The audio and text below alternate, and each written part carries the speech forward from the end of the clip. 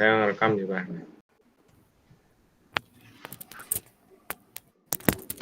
Awas adik-adik nggak boleh sana, adik. Kamu lah ya. Ya, izin langsung record ya. Iya, saya juga rekam dari sini.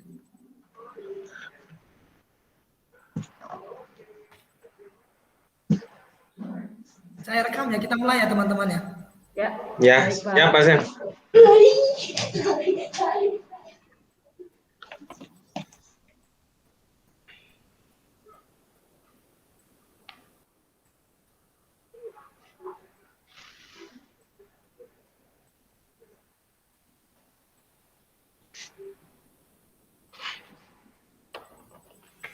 Selamat sore Pak Edi. Baik, selamat sore Pak Zen. Ya, terima kasih ya sudah meluangkan waktu sebentar. Kita ngobrol sebentar ya Pak Edi ya. Ya Pak Zen, terima kasih juga telah menyediakan waktu untuk saya. Iya, baik Pak Edi. Pak Edi, apa nih yang mau dibicarakan sore ini kira-kira Pak Edi? Begini Pak Zen, akhir-akhir ini perasaan saya itu setiap masuk kelas kurang agak mencurigakan. Saya setiap ke kelas ada sesuatu yang menjanggal dalam perasaan saya, dan kadang-kadang tercium bau-bau yang seperti asap rokok elektrik Pak Zen di dalam ruang kelas saya. Seperti itu Pak Zen. Oh ya, jadi Pak Edi ada mencium aroma-aroma bau rokok di kelasnya Pak Edi gitu ya akhir-akhir ini? Aroma bau dari asap rokok elektrik yang lebih tepatnya itu Pak Zen. Karena baunya itu kan khas, seperti bau-bau bukan parfum, bau aroma-aroma khas lah dia itu. Kadang-kadang kalau kita orang dewasa itu sering ketemu dengan orang dewasa yang pernah memakai vape itu, baunya akan tercium. Saya kadang-kadang tahu ya mana ini asap rokok, mana ini asap rokok elektrik atau aroma parfum, seperti itu Pak Zen. Tuh, khawatir saya dengan kelasnya seperti itu. Ya Pak Edi, jadi kayak ada aroma rokok, asap rokok, itu asap rokok elektrik ya Pak Edi ya? Iya Pak Zen. Ya Pak Edi, waktu kita cuma 10 sampai 15 menit kira-kira ke depan ini Pak Edi. Kira-kira apa yang ingin Pak Edi dapat dari percakapan kita sore ini Pak Edi? Gini Pak Zen, mudah-mudahan ya dari percakapan kita ini nanti tujuan saya itu ingin tahu sumber asap rokok elektrik itu baunya itu berasal dari mana? Apakah itu dari kelas saya? Apa itu memang dari luar ruangan kelas saya? Apa bagaimana? Saya ingin nanti rasa penasaran saya ini terjawab nanti, seperti itu Pak Sen itu. Oke, baik Pak. Jadi Pak Edi ingin mendapatkan asal asap rokok itu dari mana ya? Kira-kira begitu ya Pak Edi ya nanti percakapan. Baunya, bau Oke, asap baik, rokok itu. Iya.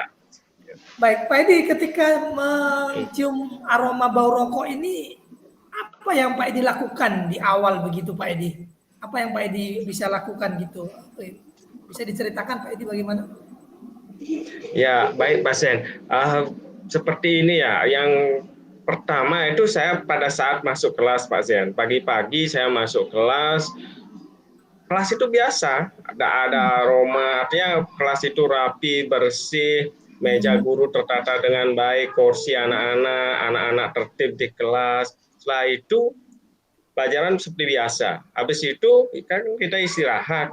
Nah, masuk di sesi kedua itu mulai tercium ada aroma-aroma aneh lah, seperti itu, aroma yang tidak yang seperti bau asap rokok elektrik tersebut. Mulai sedikit tidaknya ada rasa bau-bau yang tidak enak seperti itu. Nah, kurang nyaman lah jadinya itu. Saya menjadi agak tertarik, ini datangnya dari mana sih bau ini, seperti itu Pak Sen. Itu yang sudah saya lakukan. Oke. Jadi kejadiannya itu Pak Edi pagi hari masih normal seperti biasa Pak Edi ya? Ya, seperti itu Pak Sen. Istirahat siang hari, Pak Edi mulai mencium aroma asap rokok elektrik itu. Begitu kira-kira Pak Edi ya? Ya, seperti itu Pak Zen. Betul yang Pak Zen tadi. Oke, Pak Edi. Ketika mengetahui hal itu dan sudah menggambarkan atau mengetahui kejadian itu, apa yang Pak Edi lakukan? Sejauh ini tindakan apa yang sudah dilakukan Pak Edi ketika mengetahui hal itu Pak Edi? Iya, yang pernah saya lakukan waktu ini pertama itu saya bertanya pada siswa saya, ada anak-anak pada saat baru masuk kelas itu saya tanya, anak-anak ada nggak mencium aroma-aroma seperti bau apa namanya, bau khas ini, bau yang seperti wangian, bukan dibilang parfum bukan, dibilang apa wangi aroma buah juga aneh, dia beda baunya seperti itu. Nah, anak-anak ada yang menjawab, ada yang mencium, ada yang tidak mencium seperti itu Pak Sen. Beberapa bilang yang perempuan, ada Pak, ini baunya ya aneh. Tadi padahal tidak ada bau seperti ini. Tapi yang laki-laki kadang-kadang menjawab, oh tidak ada Pak, itu tidak ada aroma bau seperti itu. Nah, tapi kalau saya sebagai guru tahu, bisa membedakan, oh ini ada, itu ada sesuatu yang mencurigakan jadinya. Artinya di kedua belah pihak ini ada artinya yang perempuan kadang-kadang bilang tidak ada, yang laki-laki siswa laki-laki bilang ada, seperti itu Pak Sen.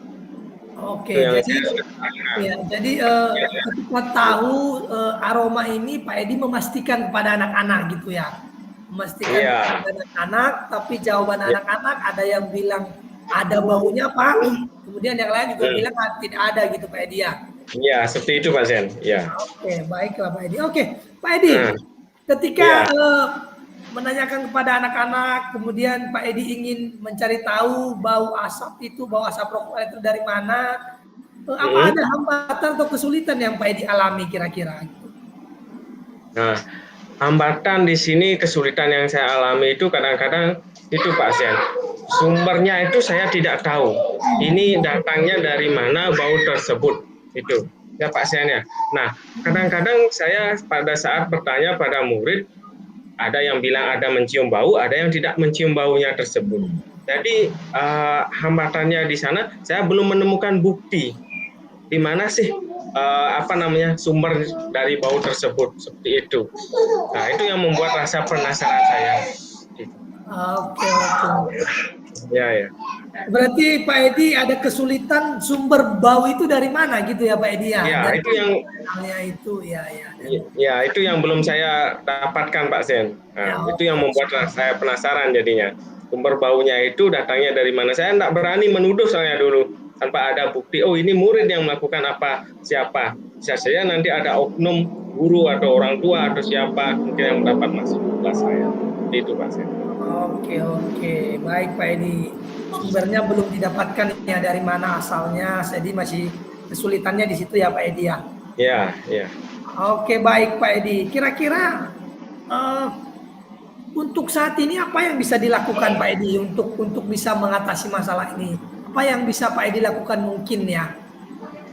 Untuk saat ini yang pertama akan saya lakukan itu nanti mungkin saya akan untuk mencari sumber ini, mungkin saya akan melakukan sidak nantinya Pak Sen. Sidak. Ya, sidak. Saya ingin mengecek barang-barang dari siswa saya atau murid saya itu dulu Pak Sen. Ingin tahu anak itu ada nggak yang membawa alat hisap itu, rokok itu. Kalau memang nanti saya bisa temukan ada alat atau sumbernya itu, mungkin itu yang bisa saya jadikan bukti bahwa inilah sumber dari bau yang khas tersebut, bau rokok elektrik itu mungkin Pak Zen. Oke, jadi saya bisa tangkap bahwa Pak Edi kalau yang bisa dilakukan saat ini adalah ada dua ya, sidak dan juga mengecek barang anak-anak, memastikan Pak Edi. Iya. Jadi dari antara dua ini apa yang paling prioritas yang mungkin bisa Pak Edi lakukan gitu? Mungkin dari dua itu Pak Zen ya, yang paling prioritas, skala prioritasnya yang pertama adalah mungkin sidak Pak Zen.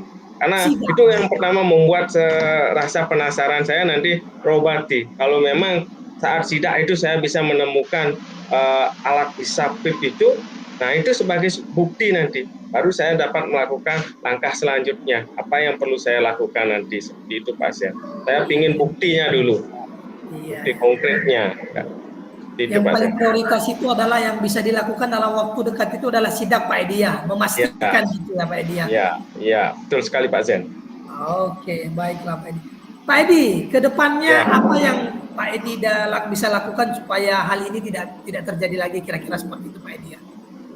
ya, untuk kedepannya mungkin saya akan pertama itu akan berkoordinasi Hmm. dengan siswa. Setelah Hmm. itu rutin mengadakan sidak. Setiap Hmm. saat saya akan melakukan sidak terhadap barang-barang bawaan siswa dari rumah. Tetap juga dengan apa namanya itu dasar praduga tidak bersalah. Cuma ingin memastikan benda apa sih yang boleh dibawa ke sekolah, dan itu pun memang betul-betul benda yang apa namanya itu untuk keperluan belajar.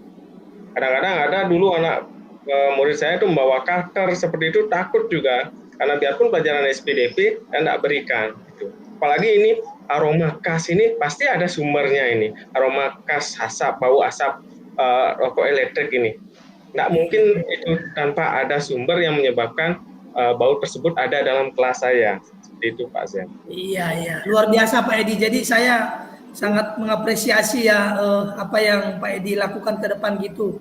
Jadi Ya, pertama koordinasi siswa. Jadi melibatkan siswa, kemudian rutin sidak ya supaya hal ini ya, tidak terjadi lagi ya. Ya, ya, luar biasa Pak Edi. Baik, Pak Edi, ya Pak kira-kira Zen. komitmen apa yang bisa dibuat supaya hal ini tidak terjadi ke depannya Pak Edi lagi? Komitmen apa yang harus dibuat rutin mungkin Pak Edi seperti itu ya? Ya, komitmen saya pertama itu yang saya akan lakukan itu adalah pertama itu harus tetap mengkondisikan atau mengecek apa namanya peralatan apapun yang dibawa oleh siswa yang masuk ke dalam kelas saya itu tetap harus saya cek. Saya rutin akan melakukan sidak. Komitmen saya itu mungkin sewaktu-waktu atau secara rutin nanti saya akan melakukan sidak supaya kelas saya menjadi lebih aman dan nyaman untuk siswa saya nanti belajar. Karena dengan aroma seperti itu, saya sudah merasa ini tidak nyaman. Saya ya. Nah, apalagi anak-anak yang lain yang tidak terbiasa mungkin mencium aroma seperti itu, mereka akan terganggu belajarnya.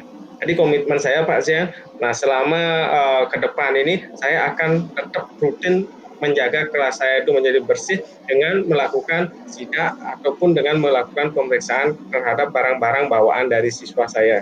Seperti itu. Ya, luar biasa Pak Edi. Saya sangat mengapresiasi ya komitmen dari Pak Edi agar anak-anak terhindar dari bahaya rokok, apalagi rokok elektrik ini ya Pak Edi ya. Ya. Jadi memastikan gitu anak-anak dipastikan bahwa mereka tidak membawa itu begitu barang mereka Pak Edi ya. Ya Pak Zen. Pak Edi, kira-kira siapa yang bisa membantu nih supaya komitmen ini bisa terlaksana dengan baik ke depannya Pak Edi? Ya, yang mungkin yang bisa membantu komitmen saya pertama itu adalah pertama dari siswa dulu pasien. Saya tetap akan koordinasi dulu dengan siswa karena siswa itu anak-anak yang pertama kita ajak koordinasi karena mereka yang berada di kelas. Pertama dengan siswa, setelah tersebut nanti dengan rekan sejawat saya, dengan para guru di sekolah. Setelah itu mungkin jika saya sudah menemukan buktinya, mungkin bisa saya nanti berkoordinasi dengan kepala sekolah. Yang selanjutnya tujuan terakhirnya pasti kita juga akan berkoordinasi dengan siapa? Dengan orang tua siswa. Karena orang tua juga perlu tahu, mungkin anaknya sembunyi-sembunyi membawa sesuatu dalam tas mereka yang mereka kadang-kadang tidak tahu apa sih yang anak-anak mereka bawa ke sekolah. Seperti itu Pak Sen. Artinya tetap dari siswa dulu ya pertama. Jadi dari yang bisa membantu ke depannya itu adalah pertama tetap koordinasi dengan siswa Pak Edi ya, koordinasi dengan siswa, kemudian koordinasi dengan teman sejawat dan kepala sekolah seperti itu ya. Kemudian dengan orang tua pada akhirnya memastikan bahwa mereka tidak membawa barang itu ya Pak Edi. Ya seperti itu Pak Zen. Luar biasa Pak Edi atas komitmennya. Pak Edi, mohon maaf sekali kita sudah berada nih di ujung pembicaraan Pak Edi. Iya siap Pak Zen, terima kasih. Kira-kira apa yang Pak Edi dapatkan nih dari percakapan kita sore ini Pak Edi? Ya, pertama saya mengucapkan terima kasih pada Pak Zen yang sudah meluangkan waktunya untuk berbagi kisah, berbagi cerita tentang masalah yang saya hadapi, yang saya alami seperti ini, kegalauan saya, rasa tidak nyamanan saya, jadinya saya mendapatkan solusi atas masalah saya tersebut pasien. Jadi saya ucapkan terima kasih banyak telah meluangkan waktunya untuk berbagi mendengarkan kisah saya pasien. Baik, terima kasih Pak Edi. Saya berharap Ya. nanti masalah ini cepat selesai dan kalau ada waktu kita minggu depan ketemu lagi Pak Edi. Saya mau tahu bagaimana ini masalahnya selesai ya Pak Edi. Ya, Iya, asalnya ya pasti pasien, pasti akan menarik jika sudah ketemu pelaku atau apanya yang membawa alat tersebut akan ceritakannya akan jadi lebih menarik jadinya pasien. Nanti pasti akan saya ceritakan pada pasien. Baik, Ya. terima kasih. Sampai ketemu minggu depan Pak Edi. Terima kasih banyak Pak Ya. Edi. Sampai ketemu lagi Pak Sen. Terima kasih. Terima kasih Pak Edi. Iya, terima kasih.